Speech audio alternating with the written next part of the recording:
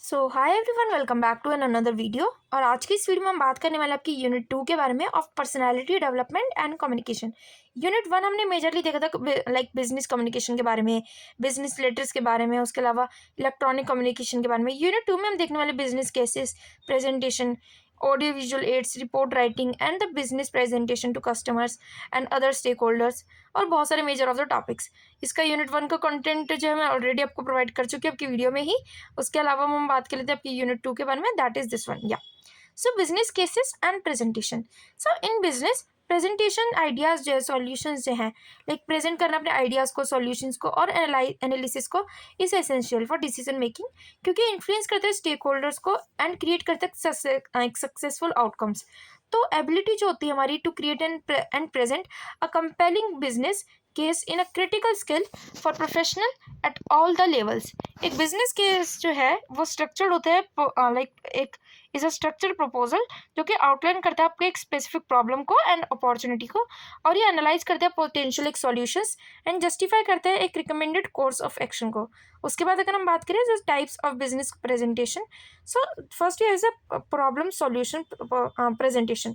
सो ये जो particular presentation है ये एक्सप्लेन करता है आपका एक चैलेंज को the business is facing and provides a structured solution. Then we have the informal presentation. So ये जो particular presentations जो है वो provide करती है आपकी updates, introduce करती है new data को और communicate करती है important findings to an audience.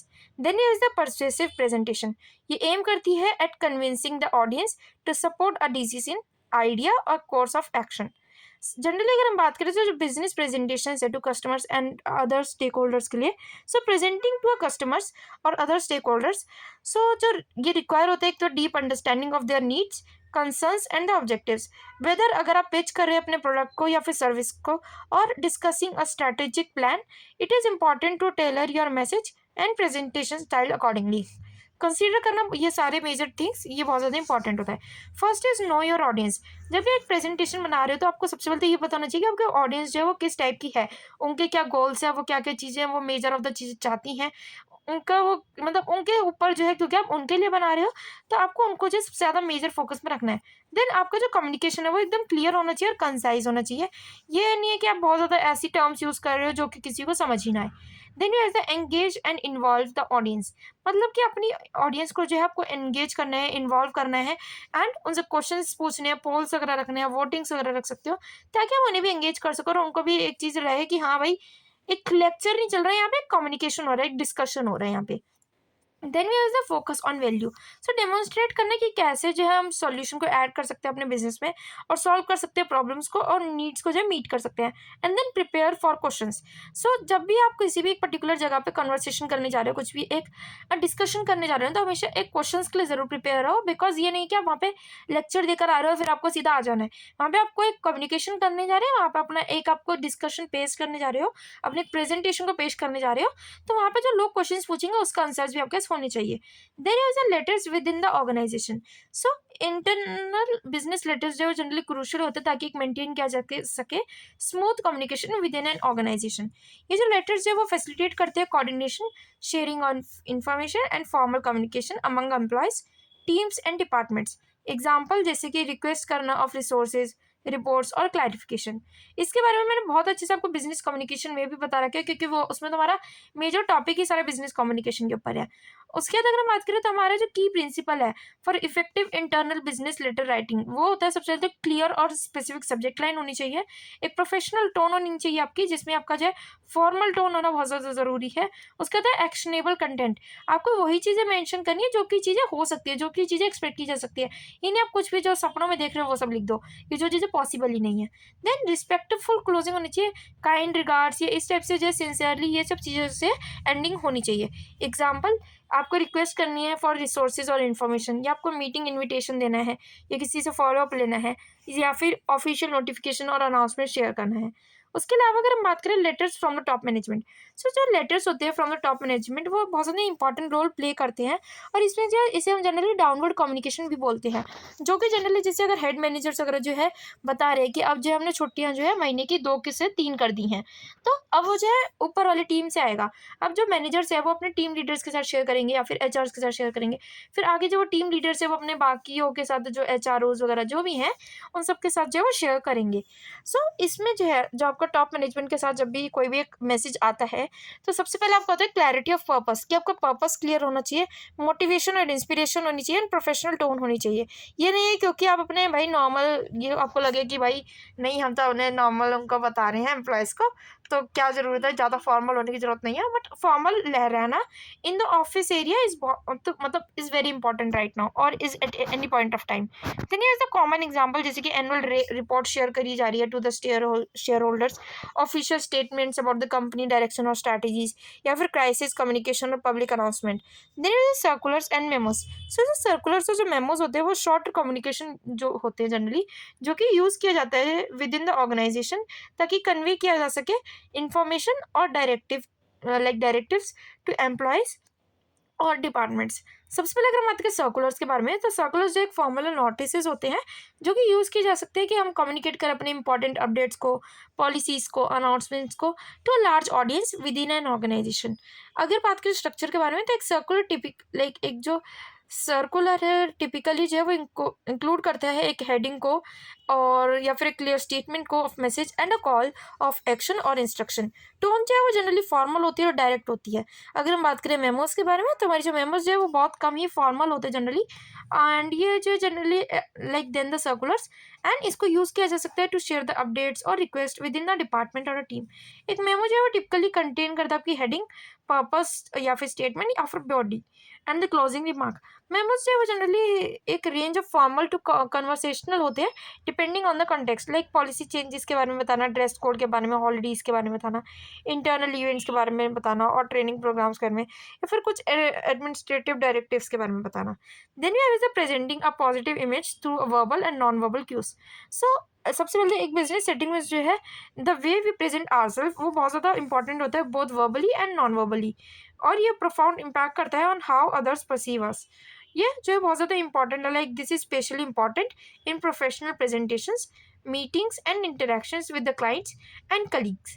Presenting a positive image involve करती है सबसे पहले verbal cues like tone of voice. So like आपको कॉन्फिडेंस में बोलना है, क्लैरिटी में बोलना है, इंथुसियाज्म के साथ बोलना बहुत ज़्यादा इंपॉर्टेंट होता है। फिर एक प्लीजेंट टोन होना ऑफ वॉइस, ये एनहेंस करता है योर मैसेज एंड एंगेज करता है लिसनर को। Then is the clarity and precision. So be clear and to the point, वो बहुत ज़्यादा इंपॉर्टेंट होता है। अवॉइड करना फिलर वर्ड्स को एंड एक्सेसिव जार्गन को विच में undermine your credibility. Then is the pacing, मतलब बोलना एक मॉडरेट पेस में बहुत ज़्यादा इंपॉर्टेंट होता है, लाइक बहुत ज़्यादा जल्दी बोल देना या कंफ्यूज करना ऑडियंस को, वो भी अच्छा नहीं रहता है। And while speaking too slowly may lead to disagreement. Also कई बच्चे इसमें बोलेंगे कि मैम आप भी बहुत जल्दी जल्दी पढ़ाते थे, इसमें हमारे को समझ नहीं आता। तो इसके लिए बिकॉज वीडियोस बहुत लेंथी हो जाती है, मैंने आपको पिछली वीडियो में भी बोला था, तो आपके पास स्क्रीन पे जो है 3 डॉट्स आते हैं आपके राइट हैंड साइड में, उस पर क्लिक करके प्लेबैक स्पीड को आप 0.75 पे करके फिर देख सकते हो इजीली वीडियो को। Then we have the non verbal cues. First of all we have the body language, आपको एक पोस्चर मेंटेन करना, फेशियल एक्सप्रेशन मेंटेन करना, वो बहुत ज़्यादा इंपॉर्टेंट होता है। उसके अलावा ड्रेस एंड अपीयरेंस, आपको एक अपीयरेंस जो है वो एनवायरनमेंट अकॉर्डिंग होना चाहिए एंड ऑडियंस की एक्सपेक्टेशन के अकॉर्डिंग होना चाहिए। ये नहीं कि आपने कुछ भी ऐसा पहन लिया जोकर जैसे कपड़े और फिर प्रेजेंटेशन देने जा रहे हो। नॉट लाइक कि भाई मैं आपको ये बोल रही हूँ कि नहीं आप कपड़े नहीं पहनोगे, कपड़ों के लेवल पर जज हो गए आप, बट स्टिल आपको एक फॉर्मल लुक देना ही पड़ेगा जब आप किसी भी चीज़ को प्रेजेंट कर रहे हो या फॉर्मल किसी कन्वर्सेशन को जो है इनिशिएट करने वाले हो। Then is the preparing and delivering presentations. तो जब भी आप प्रिपेयर कर रहे हो, डिलीवर कर रहे हो अपने प्रेजेंटेशन को, तो बहुत ज़्यादा इंसेंशियल हो जाता है ये कि आप इंश्योर करो कि जो भी आपका मैसेज जो है वो कम्युनिकेट हो रहा है इफेक्टिवली। कुछ की स्टेप्स के बारे में अगर हम सोचें, सबसे पहले हमारे पास है प्रिपरेशन। तो आपको अपनी ऑडियंस के बारे में पता होना चाहिए कि उनकी एक्सपेक्टेशन क्या है, उनका एक बैकग्राउंड क्या है और उनकी नॉलेज क्या है। जिस भी टॉपिक पे आप जो एक पर्टिकुलर अपनी प्रेजेंटेशन दोगे, तो उनको नॉलेज कितनी है उस टॉपिक की। अगर उन्हें बिल्कुल भी नॉलेज नहीं है, तब उसको बिल्कुल ही कहते हैं ना, बिल्कुल इंट्रोडक्शन या बेसिक सिर्फ सिखाओगे। बट अगर किसी को एक नॉलेज है उस टॉपिक के ऊपर, तब सीधा जो जैसे अगर आपको किसी एक पर्टिकुलर पर्सन को, पढ़े लिखे इंसान को बताना है कि भाई एनवायरनमेंट के लिए क्या क्या नुकसान हो रहे हैं, तो उन्हें बता सकते हो। बट अगर किसी को ऐसे नहीं पता या फिर उन्हें इतना एनवायरनमेंट के बारे में नहीं पता, या फिर उन्हें नहीं पता है कि क्या क्या चीज़ें मेजरली कॉज कर रही हैं एनवायरनमेंट को। सो उनको आप पहले बताओगे कि एक क्लोरोफ्लोरोकार्बन होता है या फिर एक पर्टिकुलर गैस होती है जो फिश से निकलती है, जो कि मतलब उसके लिए हमारे एनवायरनमेंट के लिए अच्छी नहीं है। तो आपको सब कुछ जो है और ज़्यादा एक्सप्लेनेशन वगैरह करनी पड़ेगी। उसके बाद अपने ऑब्जेक्टिव को आप डिफाइन करोगे कि क्यों आप जो है पर्टिकुलर एक प्रेजेंटेशन, आपका पर्पस क्या है प्रेजेंटेशन का। Then use a structure of content, तो आपका मेन कंटेंट क्या है, इंट्रोडक्शन क्या है, उन सब के बारे में आप बताओगे, कंक्लूजन वगैरह के बारे में।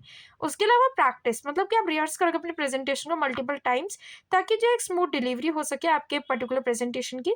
एंड देन क्वेश्चंस के लिए प्रिपेयर रहना है, क्योंकि जब भी आप प्रेजेंटेशन देते हो तो उसके बाद लोग जो है आपसे क्वेश्चन पूछेंगे, क्योंकि आप लेक्चर नहीं, आप एक प्रेजेंटेशन दे रहे हो। देन यूज द डिलीवरी, जब भी आप किसी पर्टिकुलर मतलब प्रेजेंटेशन अपनी दे रहे हो तो उसके बाद क्या क्या चीज़ें देखनी है।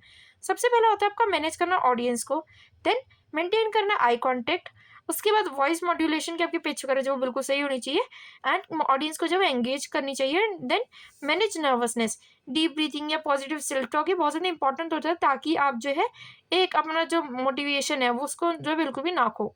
उसके बाद हमारे पास है use of audio visual ads.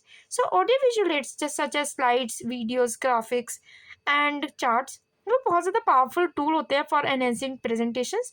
ये हेल्प करते हैं क्लैरिफाई करने में कॉम्प्लेक्स कॉन्सेप्ट्स, प्रोवाइड करते हैं विजुअल स्टिमुलेशन एंड एंगेज करते हैं different learning styles. However, they must be used effectively. First of all is simplicity, like slides और text वगैरह को अच्छे से यूज़ करना, शॉर्ट सेंटेंसेस यूज़ करना, पॉइंटर्स यूज़ करना, वो बहुत ज़्यादा इंपॉर्टेंट होते हैं।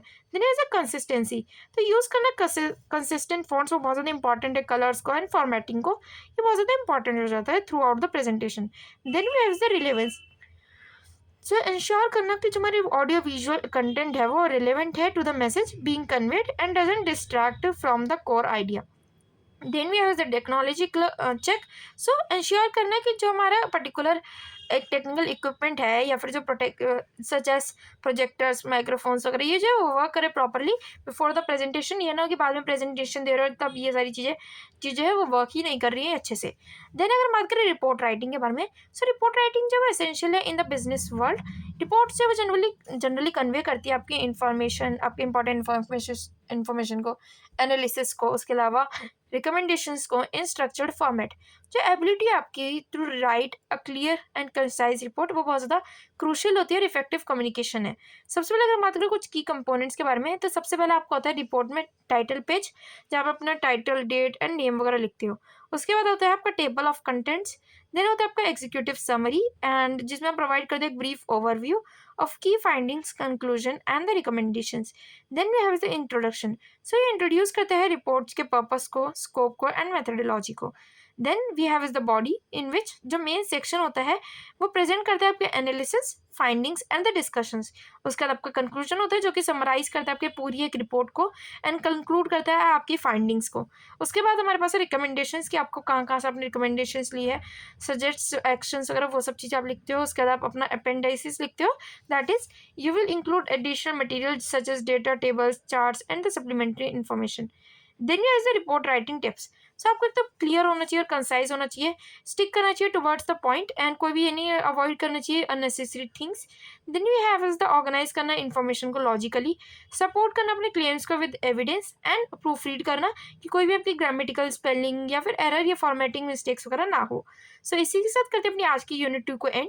मिलते हैं अगली वीडियो में। अगर आपको आज की वीडियो इन्फॉर्मेटिव और हेल्पफुल लगे तो वीडियो को लाइक कर देना, चैनल को कर लेना सब्सक्राइब, एंड कोई भी क्वेरी तो आप कमेंट से बता सकते हैं। और उसके बाद अब जो है जो भी आपका पेपर आ नेक्स्ट, वो भी आप मुझे कमेंट्स में बता सकते हैं विद एग्जाम डेट, ताकि जो भी उसके इंपॉर्टेंट क्वेश्चन इसकी वीडियोस बन सकती हैं वो मैं आपको प्रोवाइड कर दूंगी। So with this, thanks for watching, bye bye.